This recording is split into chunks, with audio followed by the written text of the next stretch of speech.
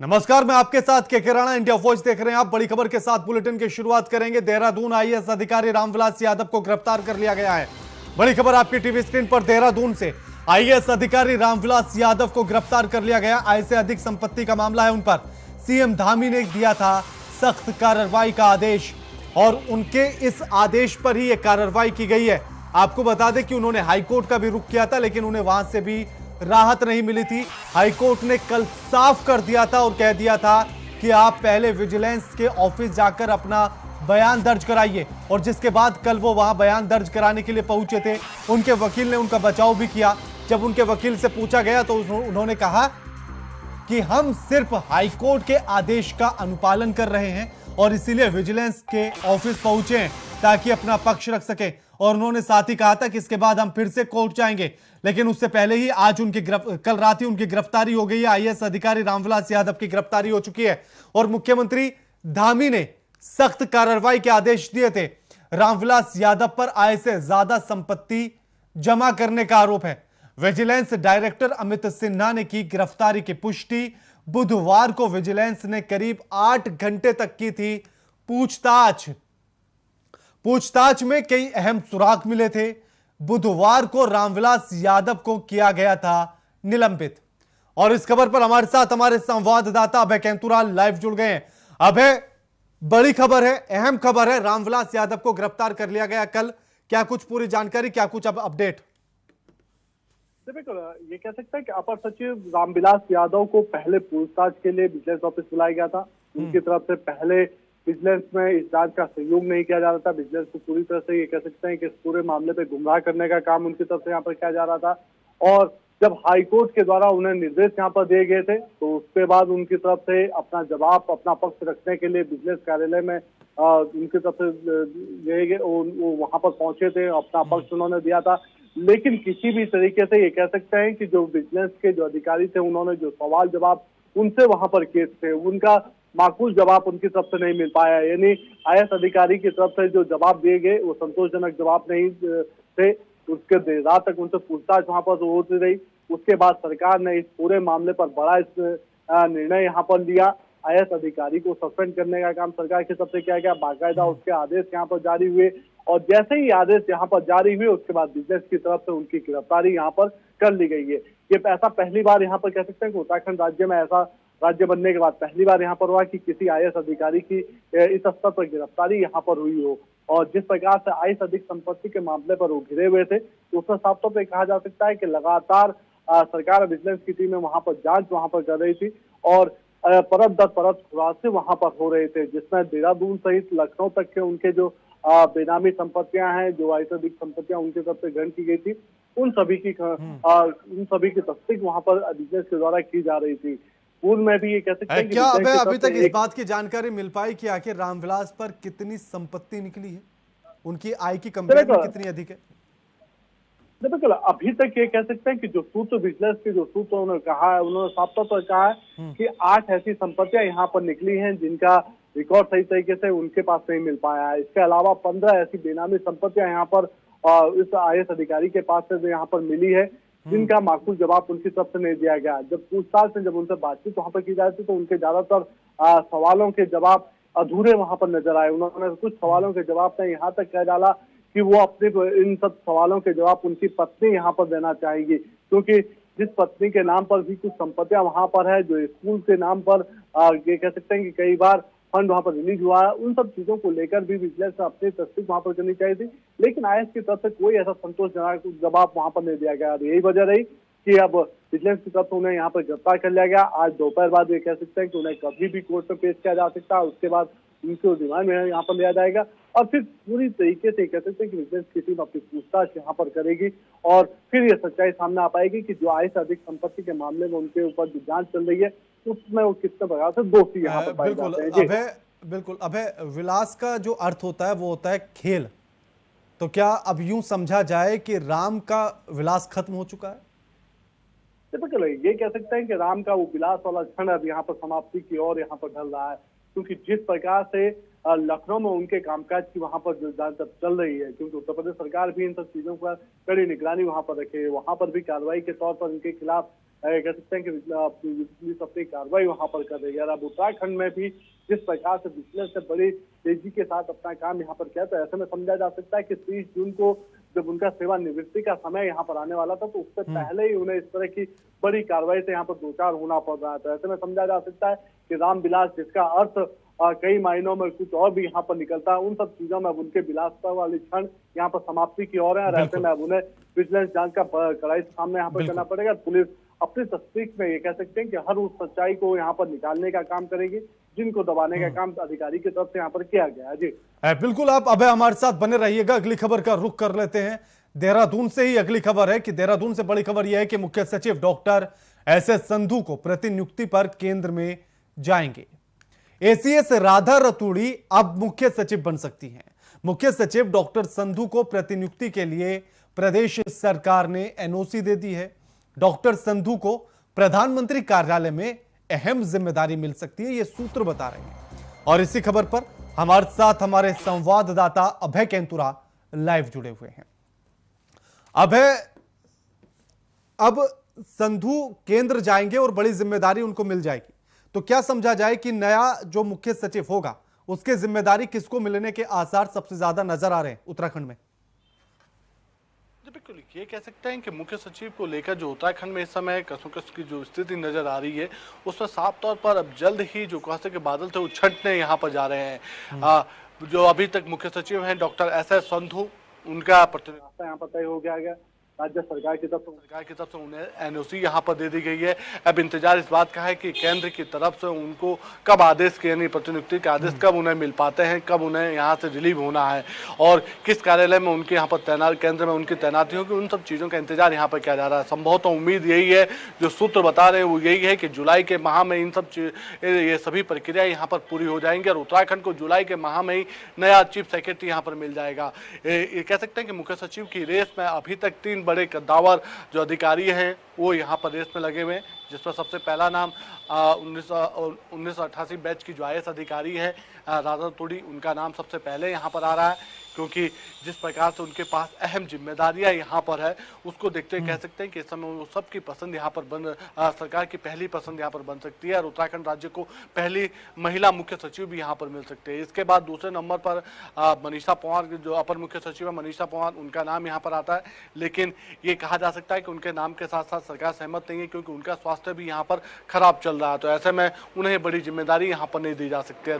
तीसरे नाम के तौर पर कह सकते हैं कि अपर मुख्य सचिव आनंद वर्धन का नाम भी इस रेस में यहाँ पर शामिल होता नजर आ रहा है, लेकिन जिस प्रकार से धामी सरकार के पार्ट 1 में एसीएस अधिकारी की सरकार से दूरियां यहाँ पर बनी थी, तो उन सब चीज़ों को देखते हुए कह सकते हैं कि इस समय धामी सरकार के पार्ट 2 में उन्हें बड़ी जिम्मेदारी यहाँ पर नहीं मिल पाएगी और संभवतः जो राजनीति के जो जानकार है वो भी यही कहते हुए नजर आ रहे हैं कि इस समय जो सबसे उपयुक्त जो मुख्य सचिव के जो रेस में समझा जा सकता है, जिनको उपयुक्त चेहरा यहाँ पर माना जा सकता है, वो राधा रतूड़ी है, क्योंकि वो अपर मुख्य सचिव के साथ साथ अपर मुख्य सचिव मुख्यमंत्री के कार्यालय भी यहाँ पर संभाल रही है और उनकी तरफ से पूरे ये कह सकते हैं कि जिस प्रकार से विभागों की मॉनिटरिंग इस समय की जा रही है, तो उसमें साफ तौर पर अंदाजा यही लगाया जा सकता है, सूत्र भी यही कह रहे हैं कि उत्तराखंड को जल्द ही जुलाई के माह में पहली महिला मुख्य सचिव यहाँ पर मिल सकती है और इन सब चीज़ों के तस्दीक भी आप यहाँ पर बन के भी यहाँ पर कही जा सकती है, क्योंकि सभी को इंतजार अब इस बात का है या शासन में जो अधिकारी इंतजार कर रहे हैं कि मुख्य सचिव डॉक्टर एसएस संधू को केंद्र से जैसे ही प्रतिनियुक्ति का आदेश यहाँ पर मिलता है,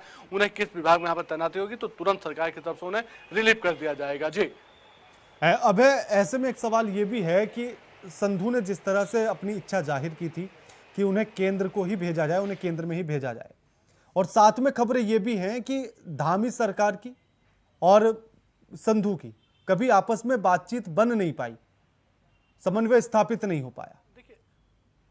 देखिए, वजह बहुत सारी यहाँ पर कही जा सकती है, जो सूत्र हैं वो बहुत सारी इन चीज़ों की ओर इशारा भी यहाँ पर कर रहे हैं। जुलाई 2021 में जब डॉक्टर संधू को उत्तराखंड में लाया गया था, उत्तराखंड कैडर के ही अधिकारी हैं, उस समय भी वो केंद्र में प्रतिनियुक्ति पर थे और केंद्र में कह सकते हैं कि बड़ी महत्वपूर्ण जिम्मेदारी वो संभाल रहे थे। NIH के वो डायरेक्टर की भूमिका वहां पर संभाल रहे थे और फिर उनकी वापसी यहाँ पर हो पाई थी। वो कह सकते हैं कि उससे पहले यहाँ पर नहीं आए, जब पूर्व में थे तो उसके बाद प्रतिनियुक्ति में गए थे। प्रतिनियुक्ति के बाद सीधे मुख्य सचिव जब वो बनाए गए तब उनका उत्तराखंड में आने का काम यहाँ पर बना था और जैसे ही आए मुख्य सचिव यहाँ पर बने, मुख्य सचिव की जिम्मेदारी उन्होंने संभाली और उसके बाद से कह सकते हैं कि लगातार उनकी तरफ से बहुत सारे काम यहाँ पर परिवर्तन भी यहाँ पर किए गए थे। प्रशासनिक अधिकारियों में जो फेरबदल की भूमिका थी उसमें उनका नाम यहाँ पर सबसे पहले आता था। उन्होंने उन सब चीज़ों पर लगाम लगाने की कोशिश करी कि अधिकारियों को सही टाइमिंग पर यहाँ पर काम किया जा सके, अधिकारी अपने कार्यालयों में तय समय पर यहाँ पर पहुँच सके और जो जनहित के काम है उन्हें प्राथमिकताओं के आधार पर करने के उन्होंने यहाँ पर सुझाव भी दिए थे। लेकिन जैसे जैसे सरकार का समय आगे बढ़ता रहा, ये कह सकते हैं कि सरकार और अधिकारियों के बीच में जो समन्वय की जो कमी है वो यहाँ पर देखने को मिली और ये कह सकते हैं कि चुनाव के बाद से ही ये कयास यहाँ पर लगाए जा रहे थे कि मुख्य सचिव और मुख्यमंत्री के बीच में जो समन्वय की जो आपसी जो कमी है उस कमी का खामियाजा जल्द ही यहाँ पर कह सकते हैं कि बड़े प्रशासनिक फेरबदल के रूप में यहाँ पर देखने को मिल सकता है। तो अंदाजा उसी सब चीज़ों का लगाया जाता है, लेकिन असल सच्चाई में ये कहा जा सकता है कि मुख्य सचिव बनने के बाद से ही डॉक्टर SS संधू लगातार वापस केंद्र में प्रतिनियुक्ति पर जाने की मांग वहां पर कर रहे थे। एक बार पूर्व में भी वो कर चुके थे, उस समय राज्य सरकार की तरफ से उन्हें NOC नहीं दी गई थी, लेकिन उसके बाद से कह सकते हैं कि जब उनके प्रतिनियुक्ति पर जाने की जो राह थी वो और आसान वहां पर हो गई थी और उसके बाद जैसे ही आदेश यहाँ पर मिला तो राज्य सरकार ने उन्हें जाने से अब मना नहीं, राज्य सरकार उन्हें जाने से अब रोक नहीं रही है। लेकिन सीधे तौर पर कह सकते हैं कि इन सब चीज़ों के पीछे की असली वजह यही है कि अधिकारियों की जो लाल फीताशाही, जो अधिकारियों की जो काम की जो शैली है वो सरकार को इस समय पसंद नहीं आ पा रही है। सरकार अपने मुताबिक इस समय अधिकारियों को दूरस्थ क्षेत्रों में भेजना चाहती है ताकि जनहित के काम वहां पर सबसे ज्यादा हो सके, जनता को उनका लाभ यहां पर मिल सके। लेकिन जिस प्रकार से यहां पर अधिकारियों की कार्यशैली रही है उससे सरकार खासी खुश नजर नहीं आ पाई है और यही वो चीजें हैं जिनका आप कह सकते हैं कि सरकार इन सब चीजों पर परिवर्तन करती हुई नजर आ रही है। जी बिल्कुल, अबे आप हमारे साथ बने रहिएगा। अगली खबर का रुख कर लेते हैं और अब अगली खबर कोटद्वार से आ रही है। कोटद्वार से बड़ी खबर यह है कि अतिक्रमण हटाने की कवायद शुरू हो चुकी है। सुबह 8 बजे से ही अतिक्रमण हटाने का कार्य शुरू किया जा चुका है। कोर्ट के आदेश पर पूरे शहर से हटाया जाएगा अतिक्रमण।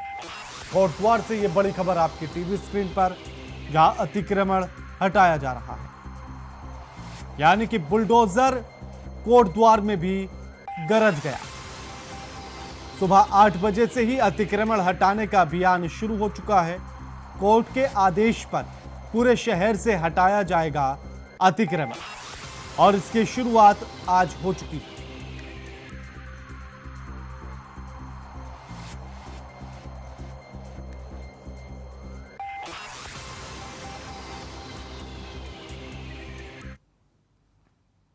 और इसी बीच देहरादून से खबर है कि उत्तराखंड में बढ़ रहा इको टूरिज्म से राज्य को हुई 17 करोड़ से ज्यादा की कमाई। वित्त वर्ष 2021 में 17 करोड़ से अधिक की कमाई हुई है। राज्य सरकार ने इको टूरिज्म में खर्च किया है महज 1 करोड़ 75 लाख रुपए और जबकि मुनाफा हुआ है 17 करोड़ से ज्यादा का, यानी कि 1.25 करोड़ रुपए खर्च करने के बाद 17 करोड़ से अधिक का मुनाफा इको टूरिज्म से सरकार ने कमाया। और इसी पर हमारे साथ हमारे संवाददाता जुड़े हुए हैं। अभय, इको टूरिज्म को बढ़ावा मिलते हुए नजर आ रहा है, जहां 1.25 करोड़ रुपए खर्च किए थे सरकार ने और मुनाफा हुआ है 17 करोड़ से अधिक का। जी बिल्कुल, ये कह सकते हैं कि उत्तराखंड में इस समय पर्यटन का खासा उत्साह यहाँ पर देखने को मिल रहा है। राज्य सरकार पर्यटन के सेक्टर में नित नए आयाम यहाँ पर स्थापित कर रही है। चारधाम यात्रा भी चल रही है और चारधाम यात्रा के इतर जो सैलानी यहाँ पर आ रहे हैं वो इको टूरिज्म को इस समय सबसे ज़्यादा पसंद यहाँ पर कर रहे हैं और यही वजह रही कि राज्य सरकार को ये कह सकते हैं कि पिछले 1 साल में इको टूरिज्म से बहुत बड़ा लाभ यहाँ पर मिला है। राज्य सरकार की तरफ से वित्तीय वर्ष 2021-22 के लिए जो बजट यहाँ पर दिया गया था इको टूरिज्म के लिए, वो 1 करोड़ 75 लाख का बजट यहाँ पर दिया गया था। उस 1 करोड़ 75 लाख के बजट के एवज में अब तक ये कह सकते हैं इको टूरिज्म से राज्य सरकार को लगभग 17 करोड़ का राजस्व यहाँ पर प्राप्त हो चुका है। और यही वो चीजें हैं, यही वो विशेष विशेषता है, जिसके चलते अब राज्य सरकार इको टूरिज्म को बढ़ावा देने में यहाँ पर जुटी हुई नजर आ रही है। पर्यटन मंत्री सतपाल महाराज की तरफ से नए सेक्टर यहाँ पर स्थापित करने की बात यहाँ पर कही जा रही है। नए जो पर्यटक स्थल हैं उनको विकसित करने के लिए सरकार की योजनाएं भी यहाँ पर लागू की जा रही है। कोशिश यही की जा रही है कि राज्य सरकार इन नए सेक्टरों को विकसित करके साथ बिल्कुल शुक्रिया अभय आपका हमारे साथ ये तमाम बातचीत करने के लिए और जानकारी साझा करने के लिए। आपको सीधे लखनऊ लेकर चलते हैं, जहां मुख्यमंत्री योगी आदित्यनाथ संबोधित कर रहे हैं। जा सके कि शाम के समय घर के बाहर खेलते हुए फुल बाह की शर्ट पहन करके बच्चे खेले, बच्चों और अभिभावकों के साथ विद्यालय संवाद बना लें, स्वच्छता के लिए प्रभात फेरी निकालने की कार्रवाई हो जाए। यानी ये कुछ कार्यक्रम होने चाहिए जो बच्चों को उसके प्रति जागरूक कर सके। इंसेफ्लाइटिस देखिए, हम लोगों ने देखा है 40 वर्षों से, पहले 1 से 15 वर्ष तक के ही लोग इससे प्रभावित होते थे, अब हर उम्र के लोग प्रभावित हो रहे हैं। अलग विषय है कि हमने पिछले 4 वर्षों में इसको 78 से 80% रोगियों में कमी आई, लेकिन फिर भी जो आ रहे हैं उनमें हर उम्र के लोग अब आ रहे हैं। बच्चे तो हैं ज्यादा, लेकिन हर उम्र के लोग हैं। दूसरा, मौत के आंकड़े कंट्रोल हुए हैं। कारण है कि हर विभाग ने अपने स्तर पर कुछ ना कुछ अच्छा प्रयास किया, लेकिन अभी भी हमारे सामने चैलेंज है कि जो 5% बाकी है। अगर डेंगू को हम उत्तर प्रदेश में नियंत्रण करने में सफलता प्राप्त कर सकते हैं, कालाजार पे नियंत्रण कर सकते हैं, ठीक है, अभी हमें उन्मूलन की दिशा में कार्य करना है, तो इंसेफ्लाइटिस के नियंत्रण के आप नजदीक पहुंच चुके हैं, हमें उसके उन्मूलन की दिशा में भी कदम आगे बढ़ाने हैं। और उस दृष्टि से यह बहुत महत्वपूर्ण अभियान सभी के द्वारा होगा। अपने अपने स्तर पर हर विभाग को पूरी गंभीरता से इसे लेकर के इसे सफलता की ऊंचाइयों तक पहुंचाना पड़ेगा। और इसमें UNICEF, path, WHO, Tata trust और गोदरेज CSR से जो सहयोग हमें मिलता है, देखिए संस्थाएं वॉलंटरी हमारा साथ सपोर्ट करती हैं, हमें उन सब का सहयोग भी लेना चाहिए और इस अभियान को सफलता की नई ऊंचाइयों तक पहुंचा करके, देखिए इंसेफ्लाइटिस और संचारी रोग नियंत्रण का हमारा अभियान कोविड प्रबंधन में भी हमारे लिए बहुत उपयोगी हुआ।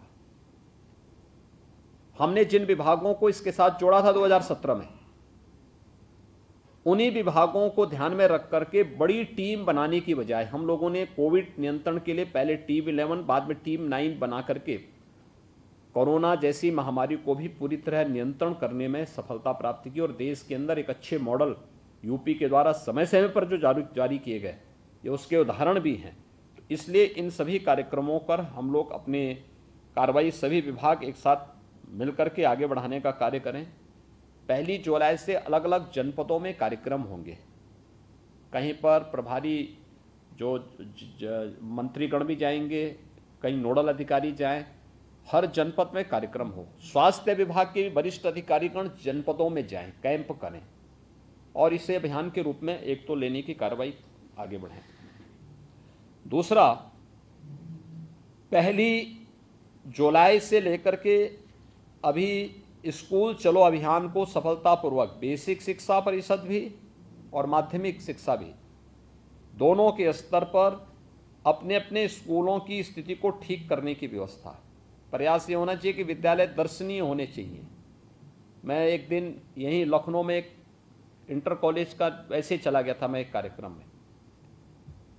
बहुत पुरानी बिल्डिंग है, लेकिन उसमें बड़े बड़े पेड़ जमे हुए। क्या मतलब है?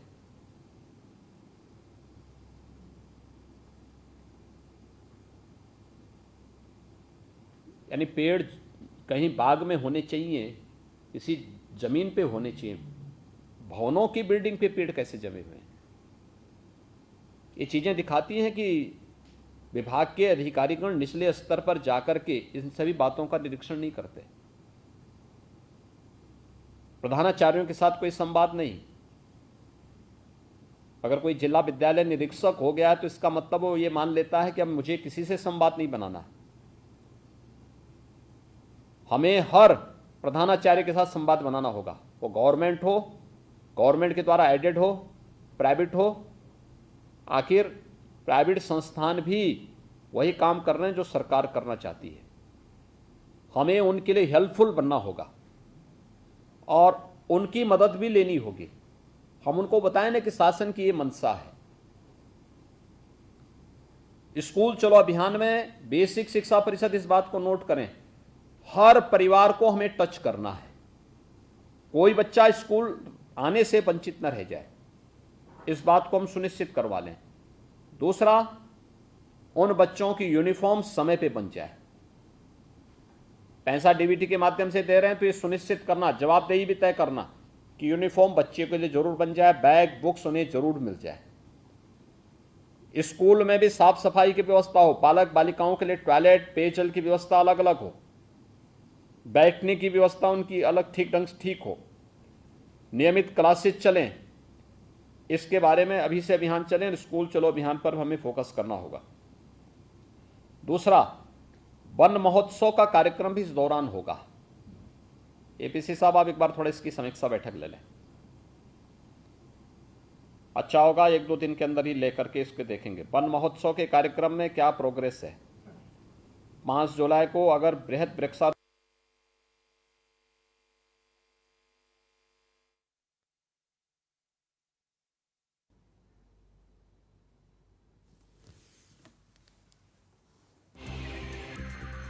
तो लखनऊ से मुख्यमंत्री योगी आदित्यनाथ का सीधा प्रसारण आपको दिखाते, जहां बच्चों को साफ सफाई के लिए जागरूक करने की बात कही, संचारी रोग की रोकथाम पर यह बैठक, और मुख्यमंत्री योगी आदित्यनाथ ने संबोधित किया और कहा कि हमें इन बातों का ख्याल रखना होगा, साथ ही बच्चों को जागरूक करना होगा, उन्हें बताना होगा।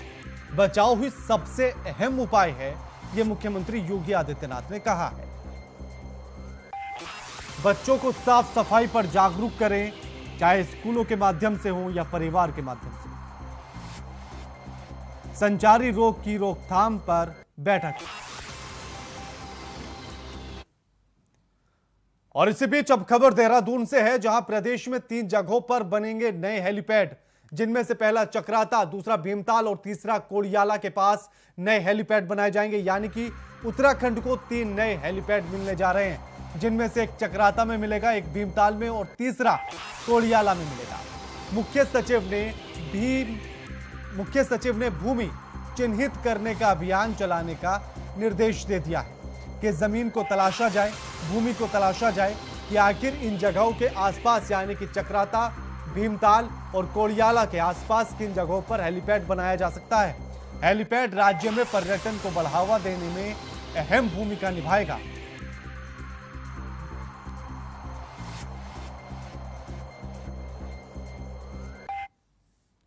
उत्तराखंड में 4 धाम यात्रा की सफलता के बाद पीडब्ल्यूडी विभाग जल्द ही सड़कों और पुलों के निर्माण में मॉडर्न टेक्नोलॉजी का इस्तेमाल करने जा रहा है, जिसको लेकर प्रदेश भर में एक बड़ी वर्कशॉप आयोजित की जाएगी, जिसमें इस तकनीक से जुड़े हुए विशेषज्ञ विभाग के अधिकारियों को इसकी जानकारी दी जाएगी। कैबिनेट मंत्री सतपाल महाराज ने कहा कि मॉडर्न टेक्नोलॉजी के इस्तेमाल से लागत कम होगी और गुणवत्ता ज्यादा होगी। इस्तेमाल में होने वाले सामानों को विभाग के द्वारा इस्तेमाल किया जा सकेगा।